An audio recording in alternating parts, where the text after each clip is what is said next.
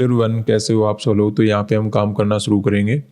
अभी अगर हम देखें तो हमें गैप डाउन देखने के बाद कुछ रिट्रेसमेंट या फिर अपसाइड का मोमेंटम नज़र आ रहा है। ऐसा ही लगभग सेंसेक्स और निफ्टी के अंदर चल रहा है। तो हमें ये डिसाइड करना होता है कि मार्केट फर्दर दोबारा से ऊपर जाने वाला है या फिर से गिरने वाला है। पहले तो आप ये रिट्रेसमेंट समझिए मार्केट ने दिया क्यों है।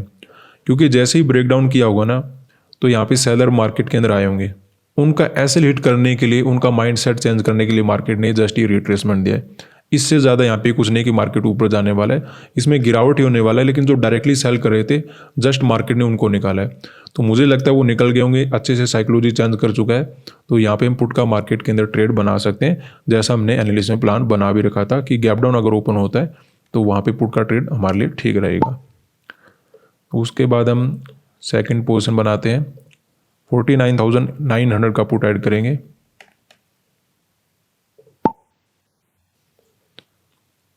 सेंसेक्स के अंदर 800 क्वांटिटी बाय करते हैं।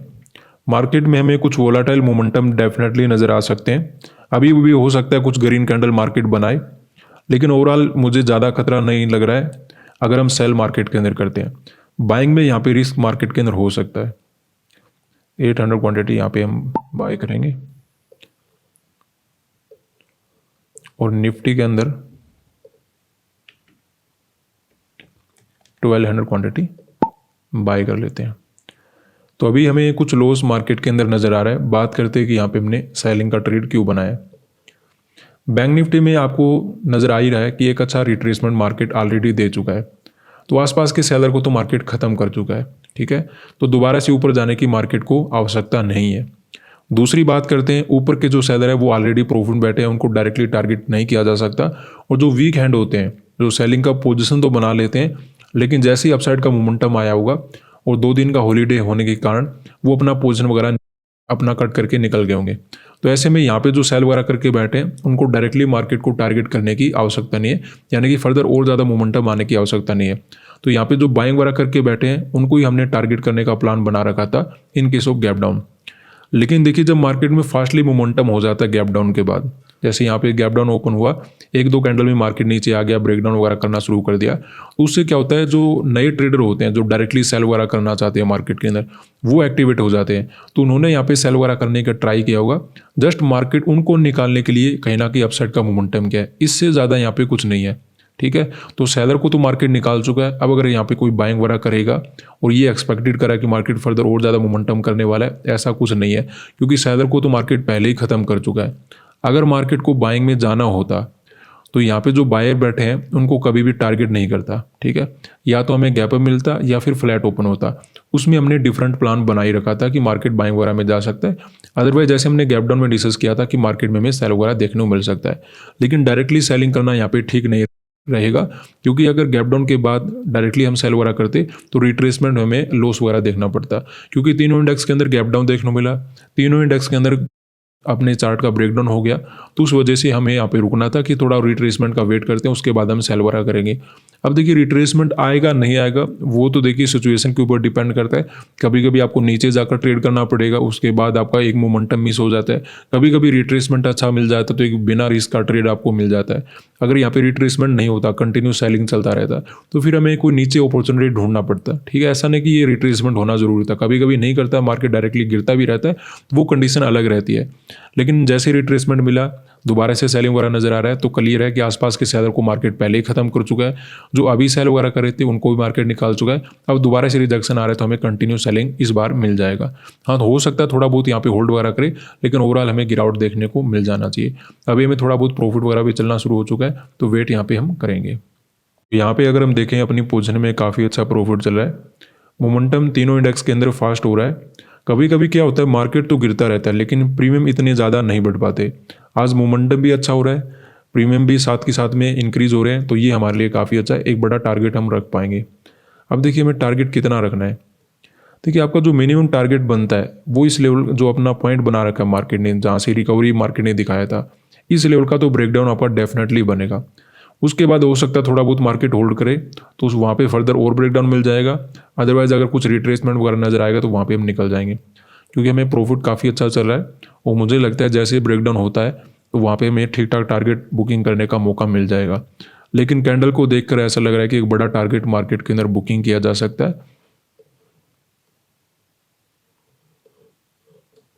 कोई खतरा तो मुझे नज़र आ नहीं रहा, जस्ट कैंडल के कलर को ही हमें फोकस करना है कि कैंडल कैसा कैसा बना रहा है, वहाँ पे कैसी साइकोलॉजी बना रहा है, ठीक है, बस वही देखना है। लेकिन जब तक ये लेवल का ब्रेकडाउन नहीं होता ना, तब तक आपको बिल्कुल भी चिंता करने की आवश्यकता नहीं है, ठीक है। ये लेवल का तो आपको ब्रेकडाउन मिलेगा ही मिलेगा, ठीक है। उसके बाद हो सकते हैं नए सेलर एक्टिवेट हो जाए, तो वहाँ पे या तो रुक जाएगा या फिर थोड़े टाइम के बाद मोमेंटम करेगा। अभी हमें रिकवरी वगैरह के कोई चांस नज़र नहीं आ रहे, ठीक है, क्योंकि जो नए सेलर आने वाले हैं ना, वो ब्रेकडाउन के बाद ही आएंगे, ठीक है। यहाँ पे ट्राई वो नहीं करेंगे कि यहाँ पे सेल कर लेता हूँ, वो या तो ब्रेकडाउन के बाद आएंगे या फिर कुछ वो अलग करेंगे, बाइंग वगैरह करेंगे। तो दोनों कंडीशन में हमें तो हेल्प हो जाएगी, ब्रेकडाउन तो हमें मिनिमम मिलने वाला है। चलिए, अच्छा प्रॉफिट चला है, अभी हमें जस्ट वेट करना है। यहाँ पे अगर हम देखें तो काफ़ी अच्छा प्रॉफिट नज़र आ रहा है। और बैंक निफ्टी में जो अपना पॉइंट बनाया था जहाँ से मार्केट ने रिट्रेसमेंट दिया था, उस लेवल का भी ब्रेकडाउन हो चुका है। अब क्योंकि मार्केट में कंटिन्यू रेड कैंडल बन रहे हैं, तो हमें चिंता करने की बिल्कुल भी आवश्यकता नहीं है, आराम से बैठे रह सकते हैं, क्योंकि हो सकता है कोई बड़ा मोमेंटम हमें कैप्चर करने का मौका मिल जाए। अभी कितना बड़ा होगा ये तो मुझे भी अंदाज़ा नहीं है, लेकिन हो सकता है कुछ ऐसा मोमेंटम अगर हो रहा होगा तो हम यहाँ पे बैठे रह सकते हैं।